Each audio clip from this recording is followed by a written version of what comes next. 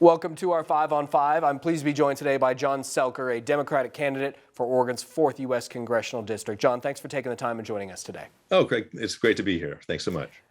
Our pleasure. So you are a professor at Oregon State University in the College of Agricultural Sciences. Why are you the right Democrat to succeed longtime Congressman Peter DeFazio? Yeah, it comes down to experience.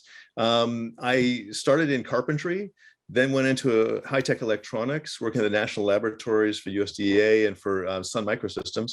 And then after that, I went into international development. I've worked in 22 countries, lived on 5 continents for over a year each. And then I decided to do water. And I have been a professor for 31 years, was elected to distinguished professor. And so and elected to the president of my scientific society, written 230 papers. And so basically I've had a breadth of experience, including now I run my own company for the last decade.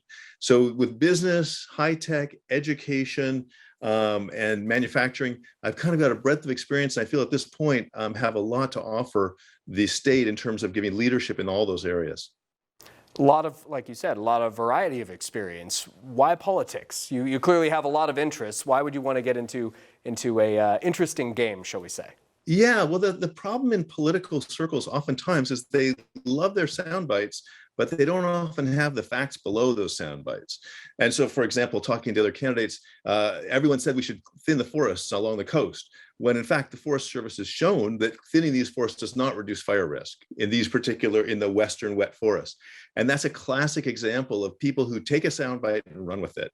And as a scientist, and I'd be the only earth scientist and the only PhD engineer in the whole House or Senate, we need some facts and we need some people who do the analysis rather than just run with the sound bites. And so that's really what I'm all about, is saying, hey, let's go and bring some facts into this whole story and a person who can listen and talk rather than dividing up by partisanship. And so I'm much more of a kind of listen to everybody, talk to everybody, base everything on the facts and make good decisions.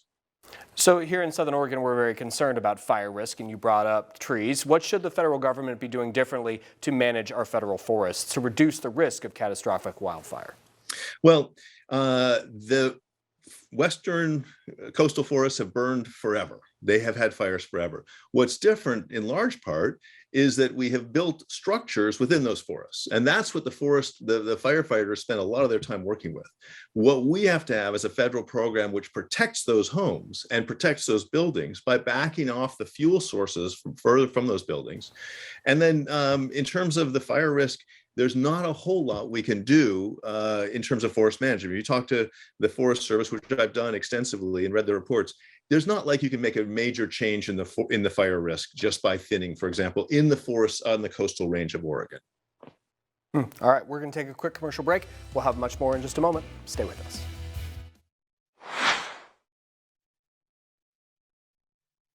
Welcome back to our 5 on 5. Again, we're here with John Selker, Democratic candidate for Oregon's 4th U.S. Congressional District. John, what is the #1 thing that you feel voters want to hear from you? Well, they really want a solution for homelessness. The vacancy rate here in Oregon is very, very low. There's no buildings that people can move into. The rents are therefore going up, and it's causing tremendous stress, both on the people who have housing and paying too much, but also the people who don't have housing. So I think homelessness is really the top issue on people's minds these days, and for very good reason. The Jordan Cove Energy Project was scrapped by developers last year, but there's still a lot of concern on the coast about what will happen to the Coos County site. If elected, of course, that would be your district. What would you like to see there? Well, I mean, the mega port that is planned is really exciting. It's an all-electric port that's planned for a container ship entry. It would be the only viable port between essentially San Francisco and Seattle. I mean, the Portland port is really having troubles because of access. So that port is going to be transformational. It's going to be able to allow our farmers and our producers to export very efficiently and create over 250 jobs at Coos Bay itself. So that project, which is well under, it's getting really some momentum, I think is going to be a game changer for our area. And how to deal with climate change has become a very partisan issue. If you're elected, what would be your plan to create meaningful change in that regard? And it shouldn't be partisan. It's all about security. Do we want to be depend on Russia, Venezuela, and Saudi Arabia for energy, or want our buddies to be? No. The key thing here is to get our economy prepared to have renewable energy. And that means connecting the electrical grid across the country so that when it's sunny in California and it's cloudy up here, or when it's windy here or not there, we can swap power. And that is the fundamental ingredient. And that's what I have worked with the Department of Energy on to make that plan. And I think it's going to be very exciting, and it's extremely affordable. And our main job at the federal level is to get the right of ways. We don't have to actually buy anything. That's going to be a private sector matter. And so we are actually going to be able to have this built with no federal dollars. In fact, there'll be federal income. They just let out a project with wind power that earned $4 billion for the federal government. And this will earn even more, but it's going to save $300 billion a year for the ratepayers. So there's a huge opportunity that we have not realized because the federal government didn't do their job. Southern Oregon law enforcement is becoming increasingly concerned about illegal marijuana. Should the federal government be doing more to get involved to help local police with this issue? Absolutely, in the sense of drug treatment. And so we've learned the war on drugs was a failure. We did not stop drug use by making it illegal and by stuffing the prisons full of people. But what we have to be able to do, 70% of opioid users recover.